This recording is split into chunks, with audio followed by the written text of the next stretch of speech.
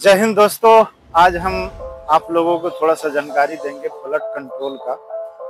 जो कई आप देखते होंगे एक्सीडेंट हो जाता है, कई ऐसे सड़क दुर्घटनाएं हो जाते हैं या कई ऐसे आपके हाथ पांव कट जाते हैं, ब्लड लॉस होने लगता है। क्योंकि शरीर में 5 से 6 लीटर ब्लड है और ज़्यादातर मात्रा में पानी होता है। तो ब्लड अगर आपको लॉस हो जाएगा तो आप रिकवर नहीं कर पाएंगे और शॉक में चले जाएंगे और आपका डेथ भी हो सकता है। तो ब्लड किस तरह से कंट्रोल किया जाता है, इसी के बारे में हम आज बताएंगे।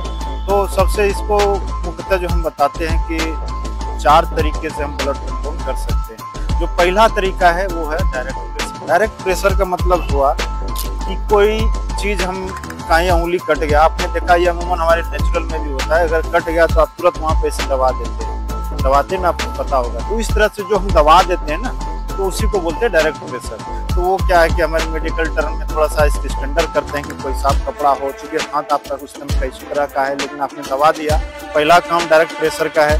तो आप उसको सफाई कर सकते हैं अगर आपके पास अवेलेबल चीज़ें हैं, सेवलॉन हो, डिटॉल हो, तो क्योंकि उस जगह बैक्टीरिया सब भरा जाता है। कहीं आप घर्षण लगा तो वहाँ के वातावरण जो दूषित कण है, अजाडियत कण है, वो आपको लग सकता है। तो उसको रिमूव करने के लिए आप उसको कोई भी ऐसी बैक्टीरिया रोधक जो चीज़ें हैं उससे साफ करके आप उसको साफ कपड़ा से कर सकते हैं, पट्टी डाल सकते हैं, उंगली से भी दबा सकते हैं। तो ये इसको कहते हैं डायरेक्ट प्रेशर। एक होता है, दूसरा होता है प्रेशर पॉइंट। प्रेशर पॉइंट क्या होता है, हमारे पूरे बॉडी में आप जानते हैं जो हार्ट सर्कुलेट करता है पूरे बॉडी को ब्लड, तो उसी के जो आर्टरीज हमारे हैं जहाँ जहाँ ब्लड सप्लाई होता है, तो वो आर्टरीज को हम दबा देते हैं। मान लीजिए कि मेरा ये नीचे वाला जो रेडियस हलना है इसको कट आ गया, फिंगर में आ गया, तो मान लो ये जो हमारे आर्टरीज यहाँ से गई हुई है, ब्रेकियल आर्टरीज, इसको हम दबा देंगे। तो ये क्या होगा, जो दबा देंगे तो जो नीचे ब्लड फ्लो हो रहा है वो क्या है, रुक जाएगा। इन केस अगर इससे भी नहीं रुकता है तो जो ये दूसरा मेथड है, अभी अब बात करेंगे तीसरी मेथड से। जो तीसरा मेथड होता है वो होता है एलिवेशन। जो हमारे हार्ट है वो पूरे बॉडी को, जैसे आप जानते हैं कि ब्लड सप्लाई करता है, तो हम क्या करेंगे, हार्ट को अपने बॉडी से ऊपर कर देंगे। कैसे कर देंगे, मान लो इस हाथ में लगा है और हाथ को ऊपर उठा देंगे, पाँव में लगा है तो पाँव को एलिवेशन मतलब हार्ट से ऊपर कर देंगे।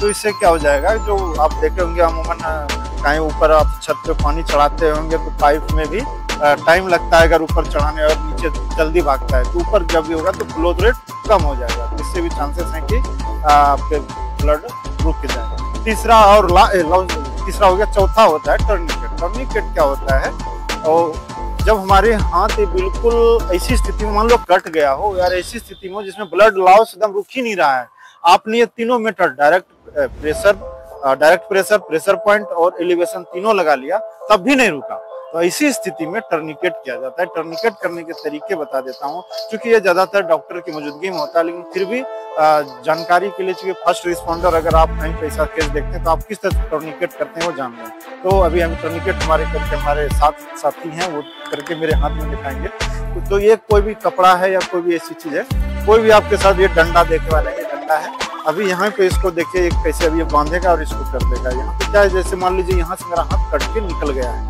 तो अभी क्या करेगा, ये देख रहे हैं, ये कपड़ा को वहाँ पे जहाँ से कटा है इसको ऊपर से थोड़ा सा ये करेंगे और उसको ऊपर से लकड़ी डाला है यहाँ पे, ऐसे आपको कोई भी ऐसी हार्ड चीज है डाल देनी है। अभी यहाँ से क्या करना है, इसको ये डाल दिया, अभी यहाँ पे इसको ट्विस्ट करना है, इसको घुमाना है। इस तरह घुमाने से